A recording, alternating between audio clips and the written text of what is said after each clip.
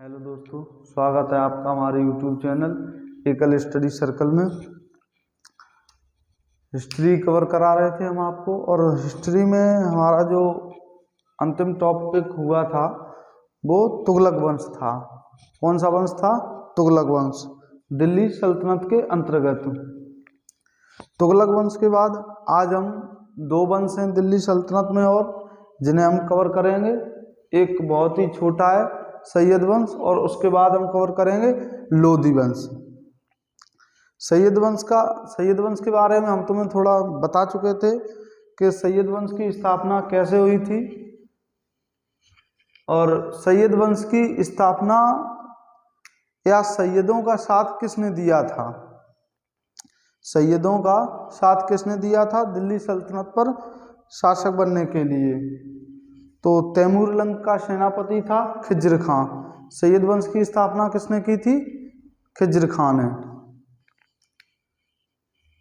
सैयद वंश 1414 में इसकी स्थापना हुई और 1451 तक ये रहे।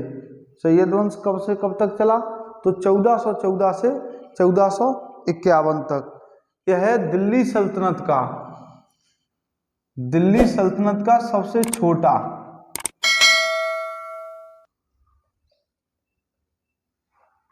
अगर आपसे पूछा जाए वह कौन सा राजवंश था, कौन सा वंश था दिल्ली सल्तनत का जिसने सबसे कम समय तक शासन किया, तो सैयद वंश। सैयद वंश की स्थापना किसने की थी? तो खिज्र खां ने।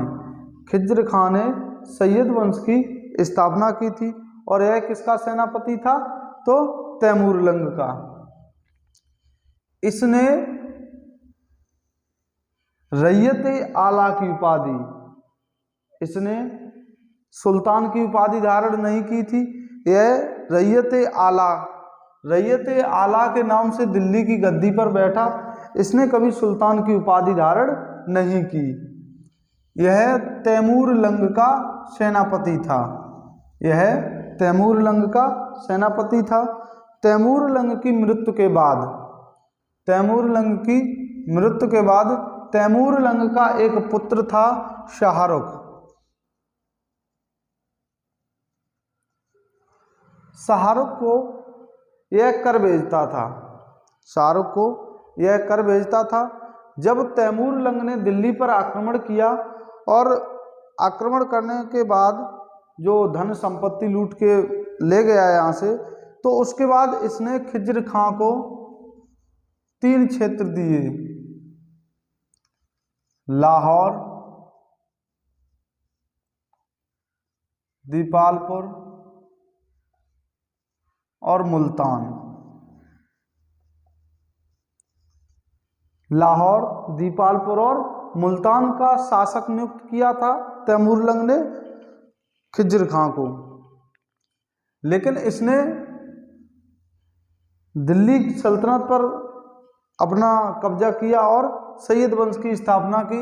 लेकिन अगर आपसे पूछा जाए क्वेश्चन कि तैमूर लंग ने खिज्र खां को कहाँ का शासक नियुक्त किया था, तो लाहौर, दीपालपुर और मुल्तान का। उसके बाद बात करते हैं हम मुबारक शाह। बहुत छोटा वंश है, कुछ ज़्यादा इम्पोर्टेंट नहीं है सैयद वंश में। 2-3 करैक्टर हैं जिन्हें हम पढ़ेंगे। एक है मुबारक शाह। मुबारक शाह ने शाह की उपाधि धारण की थी। अगर आपसे क्वेश्चन पूछा जाए कि खिज्र खां का पुत्र कौन था, तो मुबारक शाह ने कौन सी उपाधि धारण की थी? तो शाह की उपाधि धारण की थी। इसके दरबार में एक कवि रहते थे। इसके दरबार में एक कवि को संरक्षण प्राप्त था, याहिया बिन अहमद सरहिंदी को संरक्षण प्राप्त था। इसने मुबारकाबाद शहर की स्थापना की। यह किस नदी के किनारे था? तो यमुना। मुबारक शाह ने यमुना नगर के किनारे एक शहर की स्थापना की जिसका क्या नाम था? तो मुबारकाबाद। अंतिम शासक अलाउद्दीन आलम शाह था। सैयद वंश का अंतिम शासक कौन था? अलाउद्दीन आलम शाह। कहते हैं कि अलाउद्दीन आलम शाह और बहलोल लोदी के मध्य कोई भी युद्ध नहीं हुआ था। इसने अलाउद्दीन आलम शाह ने स्वयं गद्दी को त्यागा था। बहलोल लोदी इन्हीं के अलाउद्दीन आलम शाह यानी कि सैयद वंश के शासकों के दरबार में रहते थे, गवर्नर नियुक्त किए गए थे। लेकिन इनसे अलाउद्दीन आलम शाह और बहलोल लोदी के मध्य कोई भी युद्ध नहीं हुआ था। अलाउद्दीन आलम शाह स्वयं दिल्ली की गद्दी छोड़कर चला गया था। उसके बाद लोदी आ जाते हैं, और लोदी वंश की स्थापना किसने की थी? तो बहलोल लोदी ने। बहलोल लोदी ने 1451 में लोदी वंश की स्थापना की। यह प्रथम अफगान शासक था। बहलोल लोदी या लोदी वंश जो था प्रथम अफगान शासक थे जिन्होंने दिल्ली सल्तनत पर शासन किया था। इसने बहलोली सिक्के, बहलोल लोदी जो था इसने बहलोली सिक्के का प्रचलन किया।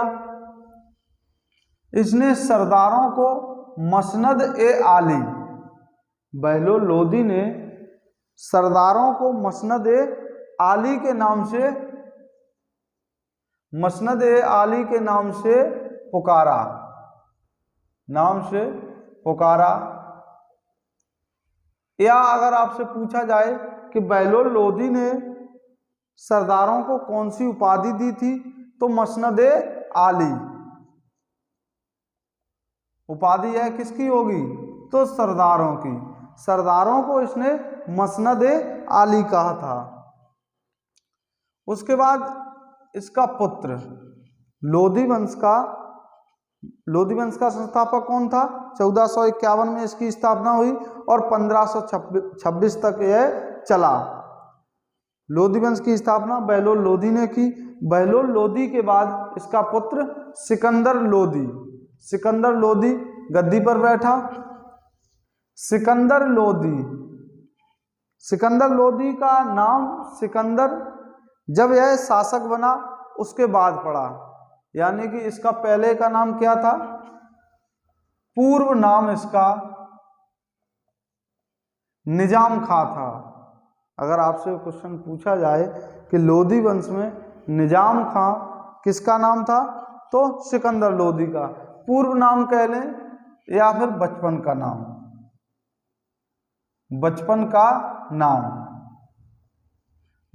नाम निजाम खां किस शासक का था? तो सिकंदर लोदी का।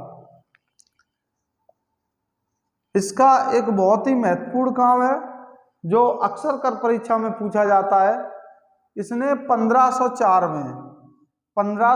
में यमुना के किनारे एक शहर बसाया जिसका नाम था आगरा। 1504 में सिकंदर लोदी ने एक शहर की स्थापना की जिसका नाम था आगरा, और आगरा को इसने अपनी राजधानी भी बनाया।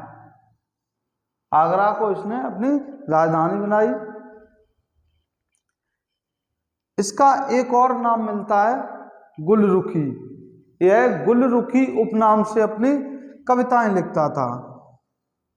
अगर आपसे एग्जाम में क्वेश्चन पूछा जाए कि लोदी वंश का वह कौन सा शासक था जो गुलरुखी उपनाम से कविताएं लिखता था, तो सिकंदर लोदी। भूमि पैमाइश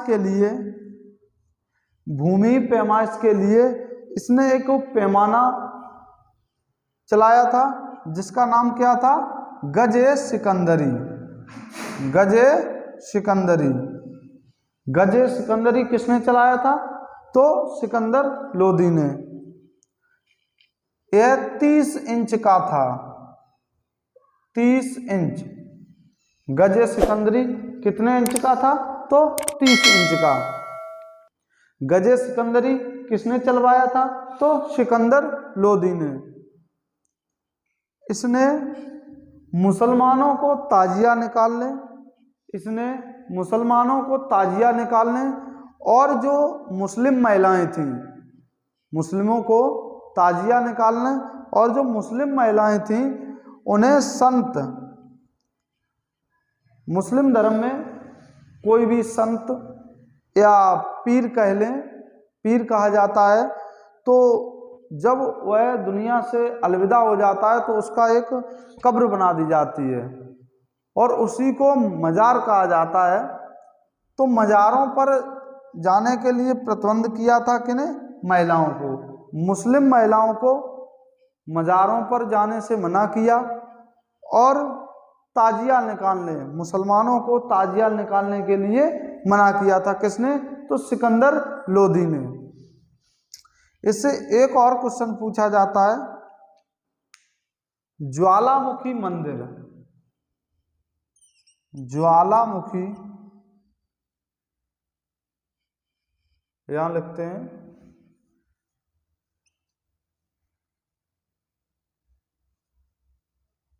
ज्वालामुखी मंदिर कहां पड़ता था ये? तो नगरकोट, नगरकोट।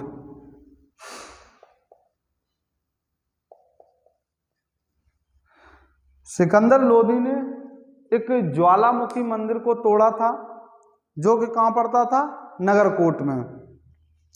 ज्वालामुखी मंदिर की मूर्तियों को तोड़कर इसने कसाईयों को मांस तौलने के लिए, मूर्ति के जो टुकड़े थे उन टुकड़ों को कसाईयों को मांस तौलने के लिए इसने दे दिया था।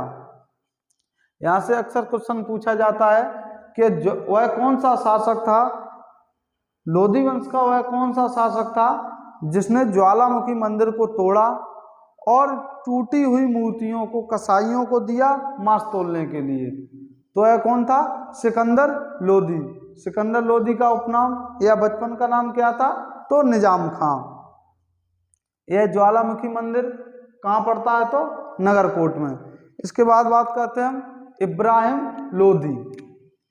इब्राहिम लोदी, इब्राहिम लोदी लोदी वंश का अंतिम शासक था।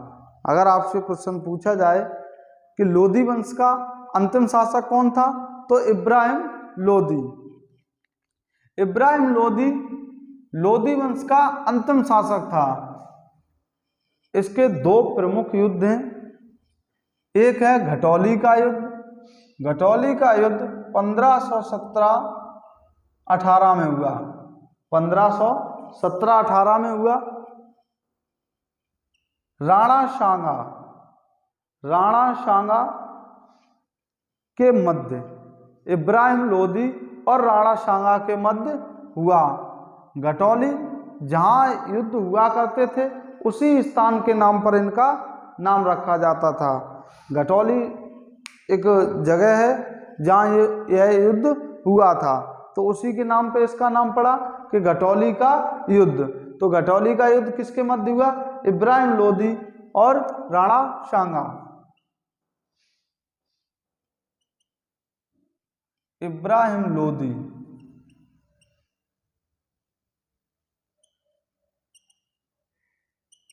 इब्राहिम लोदी और राणा सांगा के मध्य हुआ। तो 1517 और 18, 1517-18 डेट दी जाती है क्योंकि यह 1517 में गद्दी पर बैठा था।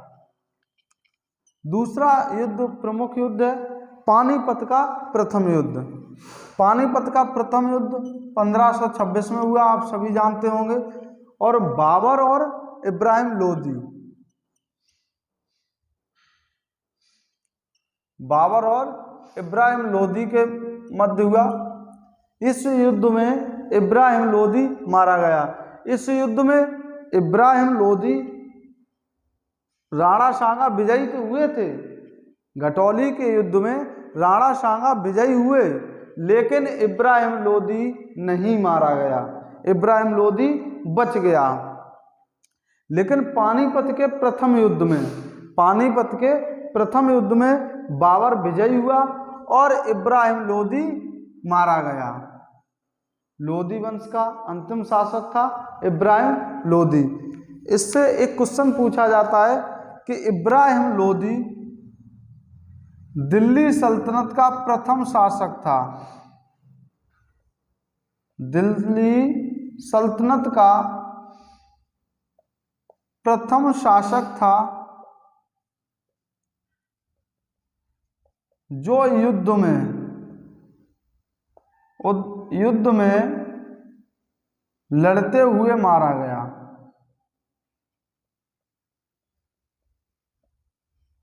अगर आपसे क्वेश्चन पूछा जाए कि दिल्ली सल्तनत का वह कौन सा शासक था जो युद्ध में लड़ते हुए मारा गया, तो इब्राहिम लोदी। या फिर ये पूछे कि लोदी वंश का वह कौन सा शासक था जो युद्ध में लड़ते हुए मारा गया, तो इब्राहिम लोदी आपका आंसर होगा।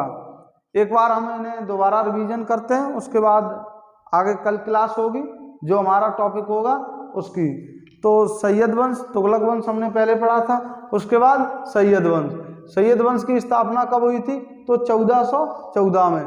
कब तक चला, 1451 तक। सबसे छोटा दिल्ली सल्तनत का जो सबसे छोटा वंश था वो सैयद वंश।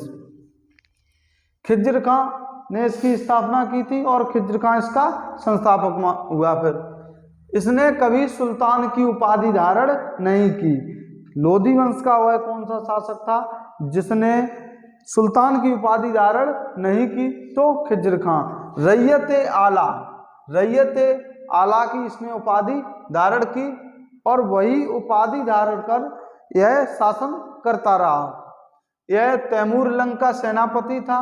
तैमूर ने जब दिल्ली में आक्रमण किया तो इसने लाहौर, मुल्तान और दीपालपुर का इसे सुल्तान नियुक्त किया था, शासक बनाया था इसे। तैमूर लंग का एक पुत्र था शाहरुख को यह खिज्र खां जब तक था तब तक कर भेजता था। उसके बाद इसका पुत्र आया मुबारक शाह, जो शाह की उपाधि धारण कर दिल्ली सल्तनत की गद्दी पर बैठा। इसके दरबार में एक कवि रहते थे, याहिया बिन अहमद शरिंदी। इसके दरबार में एक कवि रहते थे, याहिया बिन अहमद शरिंदी। इसने एक नगर की स्थापना की थी यमुना नदी के किनारे, जिसका नाम क्या है, मुबारकाबाद। लोदी वंश का अंतिम शासक अलाउद्दीन आलम शाह। लोदी वंश का सैयद वंश का अंतिम शासक कौन था, अलाउद्दीन आलम शाह। सैयद वंश का अंतिम शासक अलाउद्दीन आलम शाह। अलाउद्दीन आलम शाह वैसे कोई भी राजवंश की अगर नींव पड़ती थी तो उससे पहले कोई ना कोई युद्ध हुआ करता था, जिससे अंतिम शासक जो हुआ करता था वंश का, उसे पराजित करने के बाद एक नए राजवंश की स्थापना हुआ करती थी। लेकिन सैयद वंश से और लोदी वंश के बहलोल लोदी से और अलाउद्दीन आलम शाह से कोई युद्ध नहीं हुआ था। यह स्वयं दिल्ली की गद्दी को त्याग कर चला गया था। उसके बाद बहलोल लोदी ने लोदी वंश की स्थापना की। 1451 से 1526 तक यह राजवंश चला। यह प्रथम अफगान शासक था। अगर क्वेश्चन यहाँ से पूछा जाए कि दिल्ली सल्तनत का प्रथम अफगान शासक कौन था, तो बहलोल लोदी। लोदी वंश का संस्थापक भी था। इसने बहलोली सिक्के का प्रचलन किया। इसने सरदारों को एक उपाधि कह लें मसनद ए आली के नाम से पुकारा। यह क्वेश्चन पूछा जाए कि लोदी वंश के संस्थापक बहलोल लोदी ने सरदारों को कौन सी उपाधि दी थी, तो मसनद ए आली। इसके बाद बहलोल लोदी का पुत्र सिकंदर लोदी गद्दी पर बैठा, लेकिन इसका बचपन का नाम या पूर्व नाम क्या था, तो निजाम खां। सिकंदर लोदी जब यह शासक बना, गद्दी पर बैठा, तब इसका यह नाम पड़ा सिकंदर लोदी। इसने 1504 में यमुना के किनारे आगरा शहर की स्थापना की और उसे अपनी राजधानी बनाई। यह गुलरुखी उपनाम से, इसका एक उपनाम क्या मिला, निजाम खां, लेकिन कविताओं में इसका नाम गुलरुखी मिला। यह गुलरुखी उपनाम से कविताएं लिखता था। इसने भूमि पैमाइश के लिए गज ए सिकंदरी पैमाना एक चलाया जिसकी माप कितनी थी 30 इंच। इसने मुसलमानों को ताजिया निकालने और मुस्लिम महिलाओं को संत एवं पीरों की मज़ारों पर जाना मना किया था। इसने एक ज्वालामुखी मंदिर था नगरकोट में, जिसे तोड़कर, जो उसमें मूर्ति रखी थी, मूर्ति के टुकड़ों को तोड़कर कसाईयों को मांस तौलने के लिए दे दिया था। उसके बाद इब्राहिम लोदी लोदी वंश का अंतिम शासक था। इसके दो प्रमुख युद्ध पूछे जाते हैं। घटौली का युद्ध 1517-18 में हुआ, राणा सांगा और इब्राहिम लोदी के मध्य हुआ। राणा सांगा विजयी हुए, लेकिन इब्राहिम लोदी की मृत्यु नहीं हुई। दूसरा युद्ध था पानीपत का प्रथम युद्ध, 1526 में हुआ, बाबर और इब्राहिम लोदी के मध्य हुआ। इब्राहिम लोदी मारा गया। लोदी वंश का अंतिम शासक था इब्राहिम लोदी, लेकिन दिल्ली सल्तनत का यह प्रथम सुल्तान था जो युद्ध में मारा गया, यानी युद्ध करते हुए या लड़ते हुए मारा गया। यहाँ से अक्सर क्वेश्चन पूछा जाता है कि दिल्ली सल्तनत का वह कौन शासक था जो युद्ध में लड़ते हुए मारा गया। तो आज हमारी यही क्लास समाप्त होती है और आगे की क्लास हम कल करेंगे। तो आप लोगों को अगर हमारा कंटेंट पसंद आ रहा हो तो हमारे वीडियो को लाइक करें, और अगर चैनल पर नए हो तो चैनल को सब्सक्राइब करें और ज़्यादा से ज़्यादा मित्रों को शेयर करें। जय हिंद,